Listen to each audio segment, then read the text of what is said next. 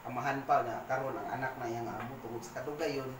Ningon siya nga mo resign na siya, undang na gyud kay murag ang nadato ang kuan ra gyud Amo. ang tag-iya ra gyud sa farm.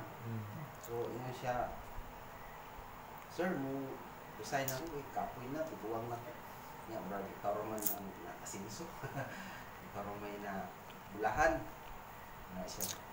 So ingon niya, ay mao. Sige. Last na lang yun ni nga ani. Last na ni nga ani. Bali kanang bakasyon sa ako niya. Last na lang ni pwede na rin ka maka-resign. Bilang taka og dako-dako nga kwarta palit ni siya og mga say aron mo lambo or mga abono or mga bahog ba kay di man to farm. Api aw ka ng mga poultry, mga piggery. Sa patong manukan, ito kandingan. So, tagaan niyo sa kwarta nga dako-dako na iyahang i-finance. Aw siya mo dumala ba?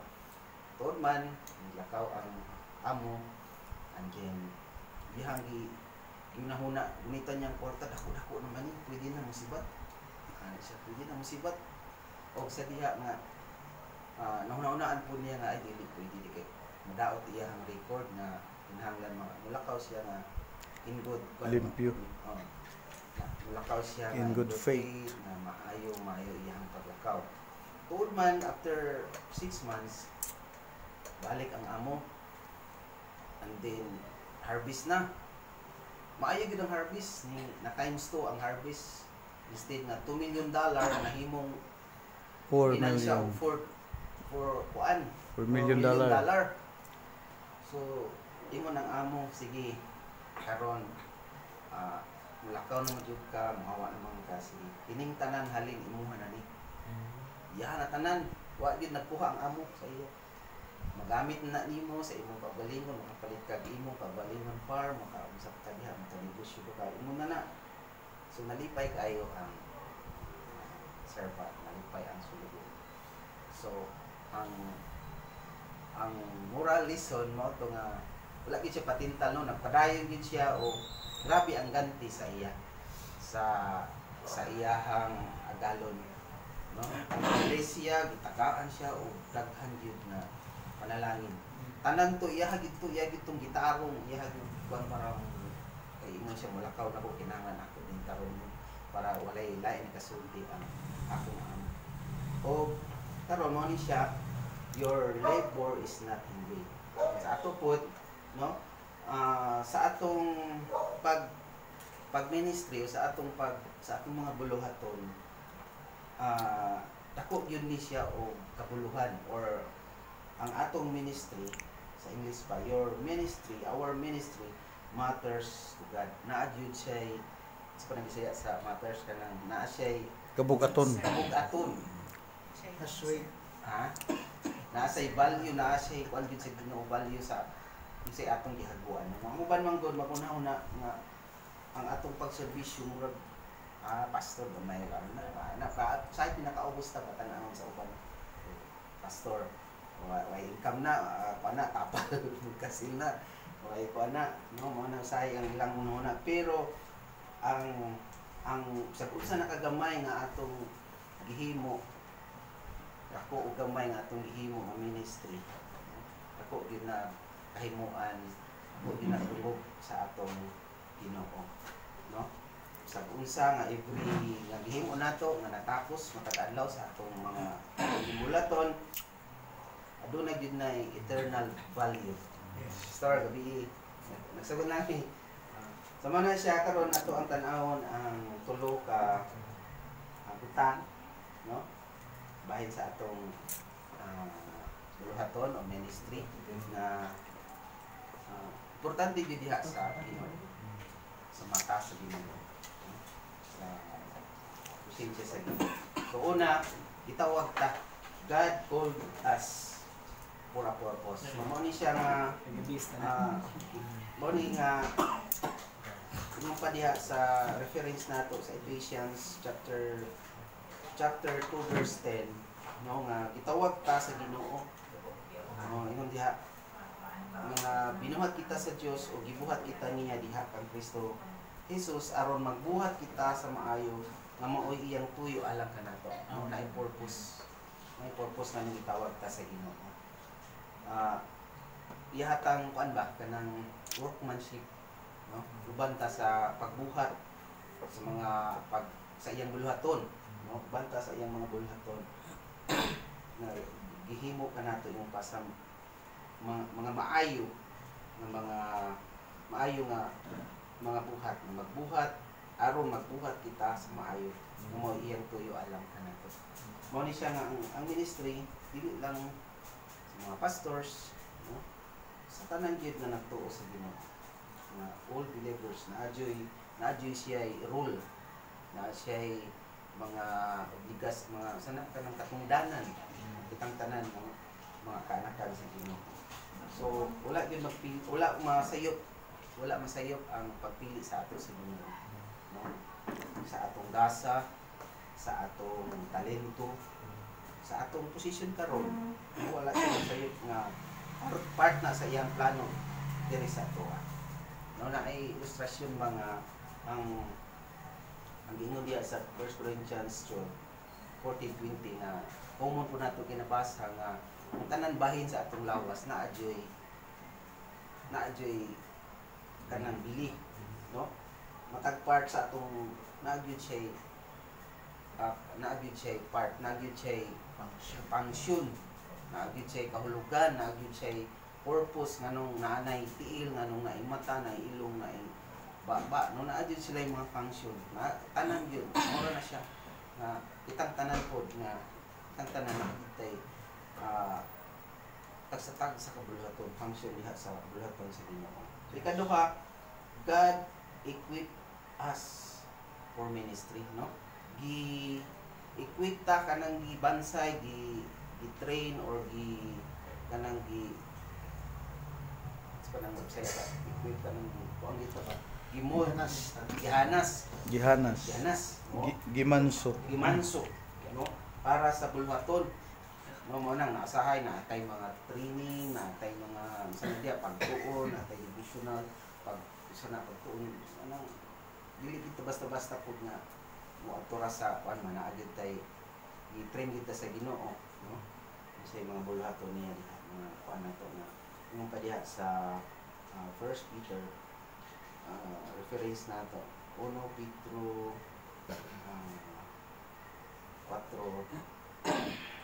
4 verse 10 ano siya gawin verse 10 hangtod sa 11. 1 Peter chapter 4 ingon nga maayong piniyalan sa nagkalain-laing mga gasa sa Dios kinahanglan nga gamiton sa tagsa-tagsa ang kalagsaong gasa nga iya nga dawat ikan sa Dios alang sa kaayuhan sa uban. Ang magwali kinahanglan nga magwali sa pulong sa Dios, ang nag-alagad kinahanglan nga mag-alagad sumala sa kusog nga gihatag kaniya sa Dios aron sa tanang butang daygon ang Dios pinari kay Kristo kay iya man ang tanang bungod o gahom hangtod sa kahangturan. So mao ni siya mga igsoon na gamiton gyud nato, no? Atong gamiton piyalan ta atong nagkalain-lain mga gasa. So matag-usa ka nato, no? Tagaan kita espirituhanon nga gasa to serve others, no? Say ma-feel nato ang kanang kaluyahon, ma-feel nato ang usahay kanang dili ta kuan ba murag kampan murag maluyat ta bitaw, no? Pero but God give grace and strength, no? Gihatagan ta og grasya o usog sa ato ang Dios. So ang ato mang ministry mong pa sa kuan, ministry is not ability but availability, no? Importante gyud ang inatunaon nga abilidad ta diha dili kaya ko bitaw ang ako yung kalisdan kana bitaw ang akong mga atong mga kaigsuonan dito mag-invite og birthday. Muna ang kalisdan gyud kana mag-invite og birthday kay siya nagkataon bitaw usahay mag-invite birthday panihod to nya trabaho ba ako nya ako ra gyud ano ba kanang murag inasingkasing gyud nila nga pag-invite. usahay gabi, usahay kuan. So pero kailangan gyud nga naata dito. Ina-available gyud ato ang time para sa ila. Panahon nga sila pud mag-invite og mga tao ilang masilingan, ilang mga parente, maka-share ta sa pulong sa Ginoo ba sa ila. Mo na available gyud ta sa ato ang ministry sa atong buluhaton diya sa Ginoo. Dili ta magsalig sa abilidad, no, dili ta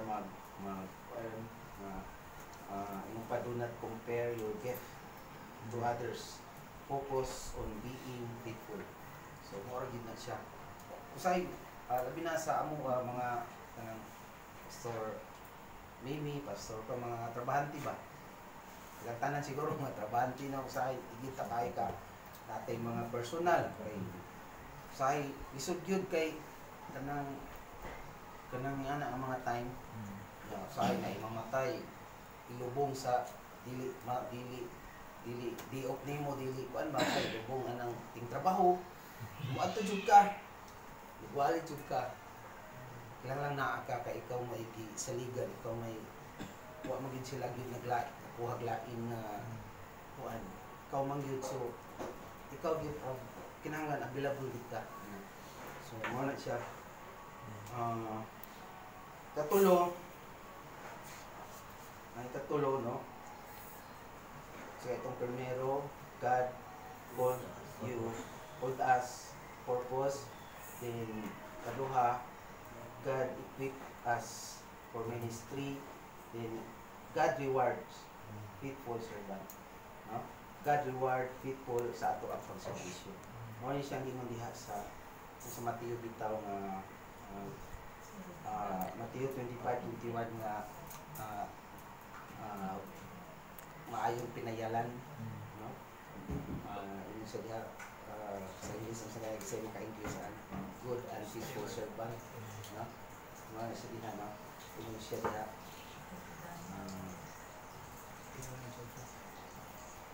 Bisaya ini dili.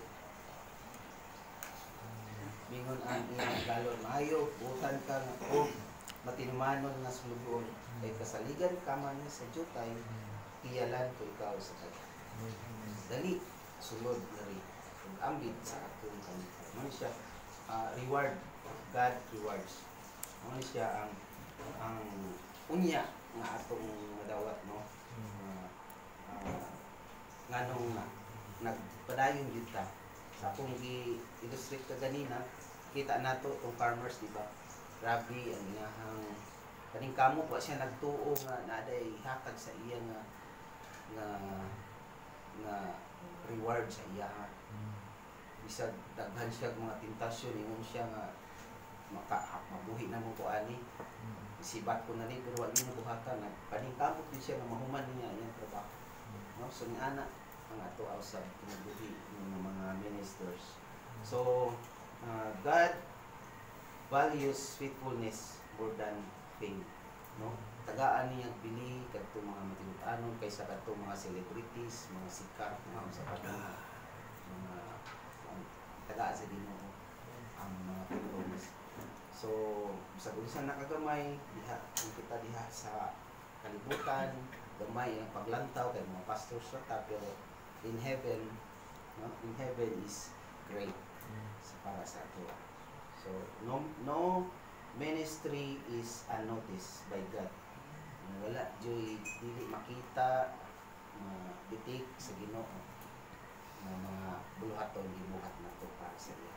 Muna gingon din sa first reference nato sa Hebrews 16, no? Yung diha ingot ang pulong sa Ginoo ang Dios makiangayon dili siya malimot sa inyong nabuhat sa inyong paghigugma kaniya na inyong ipakita diha sa pagtabang o pagpadayon sa pagtabang sa inyong isig ka Kristohan. Dili siya malimot siya makiangayon. So wala siya atong dumdugon nga maligong dito diha sa Ginoo. Wala siya ba? Ingon siya sa batiyong na kana bitaw bugnaw nga tubig nga bisan atong ma-share sa ngalan sa Ginoo ngadto sa uban. no, will not lose its reward. Dili din na siya mga ingon nga walay tawang, no? Ato yun ang taan sa Ginoo ganti. Ingon siya diha, no, sa Matthew 10, last na verse, Matthew 10:42.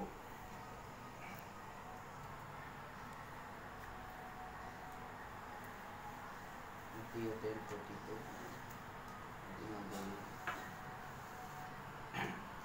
O hinamdumi kini kadtong nagpainom og bisan nalag buknaw tubig sa labing ubos sa akong mga sumusunod tungod kay siya akong sumusunod gantihan gayon. So God rewards faithful servant. Ano siya nga in conclusion na sabi ang ato ang buluhaton, no, duna joy importansya diha sa Ginoo tungod kay God called us, God equipped us, God reward us. So don't quit, don't compare, don't underestimate your role. Amen. So mo na siya sa atong verse sa ganina akong basahon, no? Therefore, my beloved brethren, be steadfast, immovable, always abounding in the work of the Lord, knowing that your labor is not in vain in the Lord. Muna ato ang verse. So challenge kini sa ato nga faithful gid ka diha sa pag-alagad, no? Sa asa tagibutang sa Ginoo. No? Faithful gid ta padayon ta. Challenge ni sa ato ang yung dedicate, submit, salig diha sa Ginoo with joy and faithfulness. Salamat kay sa Ginoo, mag-angkot ta dalayon ng mga Diyos. Lord, salamat sa inyong tulong. Salamat, Lord, na ikaw nagdasig ka namo. Talagang kamahan sa akong mga igsoon karon, Lord, nga sila na dayon gyud Ginoo nakaalis sila sa among balay. Salamat Ginoo na sila usab, Lord, nagmatinumanon diha kami ng Ginoo sa pagpadayon, sa pagpalambo sa imong harian, Lord. Salamat kay Ginoo sa matag usa kinabuhi sa among mga kaigsuonan, sa mga pastoral. Bless kami padayon Ginoo nga ikaw gyud, Lord, galigton ka namo, maghatag ka namo, Lord, o kalipay o kadasig kanunay sa pagpadayon hangtod sa imong pagbalik. Dalagon ka man imong tanan dong himay, in Jesus name we pray. Amen.